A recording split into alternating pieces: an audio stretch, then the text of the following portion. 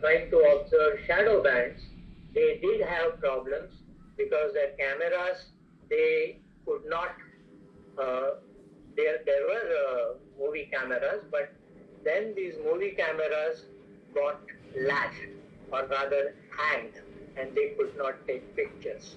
This was also true for cameras also. Many people, when they saw the event, they forgot that they have to photograph the event. So this was also there. So don't be under this impression that the eclipse at the first glow you will get the images. Today we are in a far, far superior position. We have DSLRs and we can go to the sites wherever they are total eclipses and then photograph. Only one thing I must share with you. Weather is something which one needs to look for at least 50 years.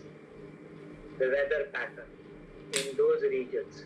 This 1980 eclipse, we had to study what was the eclipse 80 years back, what was the weather pattern then and thereafter.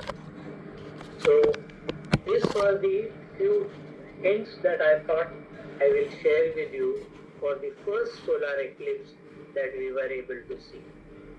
Now here you will also see in the images there were few important things which people found was fascinating. One was the diamond ring.